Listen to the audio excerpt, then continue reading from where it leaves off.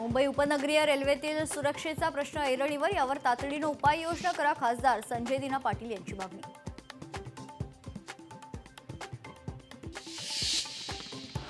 राष्ट्रीय महामार्गातील प्रकल्पग्रस्तांसाठी ऐतिहासिक निर्णय. राज्यातील 28,000 प्रलंबित दावे जलद मार्गी निघणार.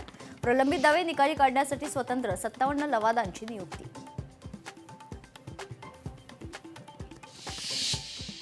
महाराष्ट्रातील जनतेच्या भावना तीव्र आहेत. भोंदू खरातवर योग्य ती कारवाई होणार. खरात प्रकरणी चंद्रशेखर बावनकुळेंची प्रतिक्रिया.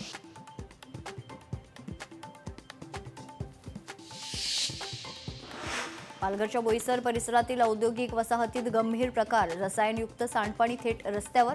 तीव्र दुर्गंधीमुळे नागरिक त्रस्त.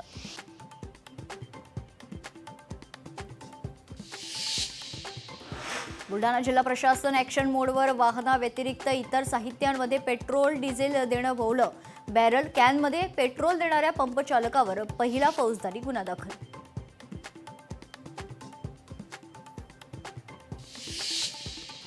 जेवणात आढळल्या अळ्या. अंबड येथील शासकीय मुलींच्या वसतिगृहातील धक्कादायक प्रकार. विद्यार्थिनींकडून तक्रार दाखल.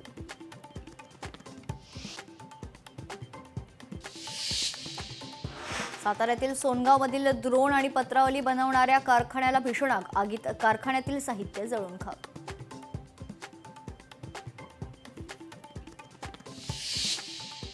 प्रशासकीय कामात पारदर्शकता, कालमर्यादा आणि विश्वासार्हतेच्या त्रिसूत्रीवर सर्व विभागांनी काम करावे. मुख्यमंत्री फडणवीसांचे निर्देश.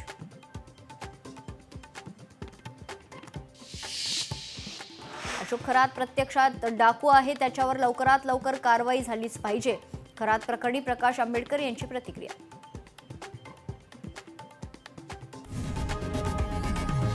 लोकशाही मराठी ऐका, पहा, जागरूक रहा.